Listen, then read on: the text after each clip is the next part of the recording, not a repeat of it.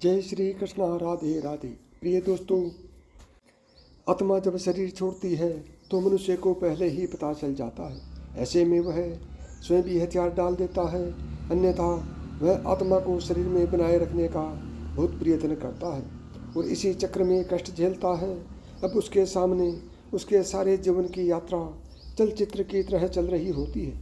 उधर आत्मा शरीर से निकलने की तैयारी कर रही होती है, इसलिए शरीर के 5 प्राण एक धनंजय प्राण को छोड़कर शरीर से बाहर निकलना आरंभ कर देते हैं। ये प्राण आत्मा से पहले बाहर निकलकर आत्मा के लिए सूक्ष्म शरीर का निर्माण करते हैं, जो कि शरीर छोड़ने के बाद आत्मा का वाहन होता है। धनंजय प्राण पर सवार होकर आत्मा शरीर से निकलकर इसी सूक्ष्म शरीर में प्रवेश कर जाती है। बहरहाल अभी आत्मा शरीर में ही होती है और दूसरे प्राण शरीर से धीरे धीरे बाहर निकल रहे होते हैं और व्यक्ति को पता चल जाता है।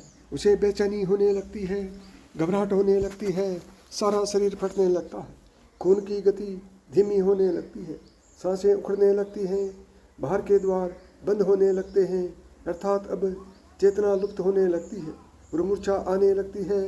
चैतन्य ही आत्मा के होने का संकेत है और जब आत्मा ही शरीर छोड़ने को तैयार है तो चेतना को तो जाना ही है और वह मूर्छित होने लगता है। बुद्धि समाप्त हो जाती है और किसी अनजान लोक में प्रवेश की अनुभूति होने लगती है। यह चौथा आयाम होता है। फिर मूर्छा आ जाती है और इस आत्मा एक झटके से किसी भी खुली इंद्रिय से बाहर निकल जाती है। इसी समय चेहरा विकृत हो जाता है। यही आत्मा के शरीर छोड़ने का मुख्य चिन्ह होता है। शरीर छोड़ने से पहले केवल कुछ पल के लिए आत्मा अपनी शक्ति से शरीर को 100% सजीव करती है, ताकि उसके लिए निकलने का मार्ग अवरुद्ध ना रहे, और फिर उसी समय आत्मा निकल जाती है और शरीर खाली मकान की तरह निर्जीव रह जाता है। इससे पहले घर के आसपास कुत्ते बिल्ली के रोने की आवाज़ें आती हैं।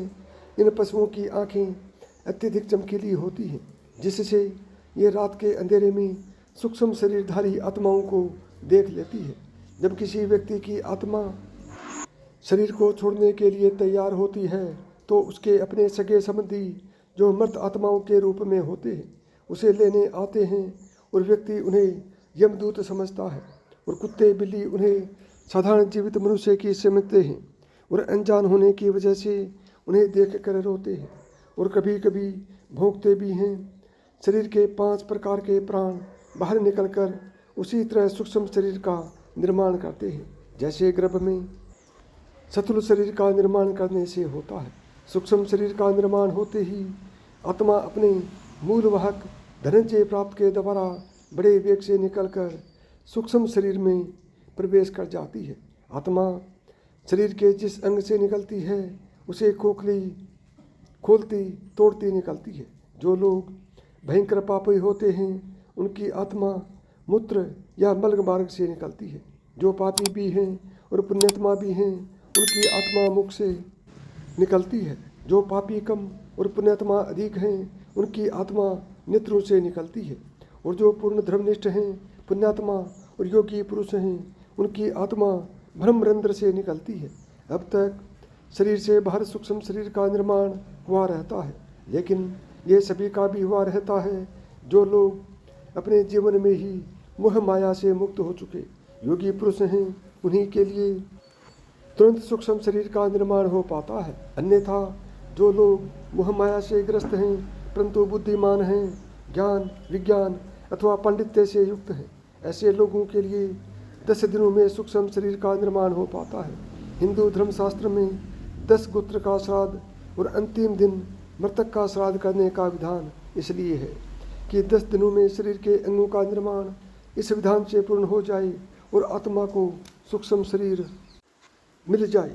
ऐसे में जब तक 10 गोत्र का श्राद्ध पूर्ण भी होता और सूक्ष्म शरीर तैयार नहीं हो जाता, आत्मा प्रेत शरीर से निवास करती है। अगर किसी कारणवश ऐसा नहीं हो पाता है तो आत्मा प्रेत योनि में भटकती रहती है। आत्मा के शरीर छोड़ते समय व्यक्ति को पानी की प्यास बहुत लगती है। शरीर से प्राण निकलते समय हृदय सूखता जाता है और इससे ही जलने लगती है। लेकिन कंठ अवरुद्ध होने से पानी पिया नहीं जाता और ऐसी ही स्थिति में आत्मा शरीर छोड़ देती है, प्यास अधूरी रह जाती है। इसलिए अंतिम समय में मुख में गंगा जल डालने का विधान है। इसके बाद आत्मा का अगला पड़ाव होता है शमशान का पीपल। यहीं आत्मा के लिए जमघट बंधा होता है जिसमें पानी होता है। यहाँ प्यासी आत्मा यम धन से पानी पीती है जो उसके लिए अमृत तुल्य होता है। इसी पानी से आत्मा तृप्त का अनुभव करती है। हिंदू धर्मशास्त्रों में विधान है कि मृतक के लिए यह सब करना होता है ताकि उसकी आत्मा को शांति मिले। अगर किसी कारणवश मृतक का 10 गोत्र का श्राद्ध न हो सके और उसके लिए पीपल पर या घट भी न बंधा हो सके तो उसकी आत्मा प्रेत योनि में चली जाती है और फिर कब वहाँ से उसकी मुक्ति होगी कहना कठिन होगा। हाँ, इसके लिए कुछ उपाय अवश्य हैं। पहला तो यह कि किसी के देहावसान होने के समय से लेकर 13 दिन तक निरंतर भगवान के नामों का उच्च स्वर में जप अथवा कीर्तन किया जाए और जो संस्कार बताए गए हैं उनका पालन करने से मृतक भूत प्रेत की योनि नरक जाने से बच जाएगा। लेकिन यह करेगा कौन? ये संस्कार परिजन, संतान, नातेदार ही कर सकते हैं। मन के दायरे से बाहर निकलकर सचेत होकर जीवन को झेलने के लिए मन के अधीन होकर यह शरीर बार बार नहीं मिलता। जीवन का एक एक पल जो जीवन का गुजर रहा है वह फिर वापस नहीं मिलेगा। इसमें जितना अधिक हो सके भगवान का स्मरण जप करते रहें। हर पल जो भी कर्म करो वह बहुत सोच समझ कर करें, क्योंकि कर्म परछाई की तरह मनुष्य के साथ रहते हैं, इसलिए सदा शुभ कर्मों के साथ रहते हैं। इसलिए सदा शुभ कर्मों को शीतल छाया में रहें। वैसे भी कर्मों की ध्वनि शब्दों की ध्वनि से अधिक ऊंची होती है। अतः सदा कर्म सोच विचार कर करें। जिस प्रकार धनुष में से तीर छूट जाने के बाद वापस नहीं आता, इसलिए जो कर्म आपसे हो गया वह उस पल का कर्म वापस नहीं होता, चाहे अच्छा हो या बुरा।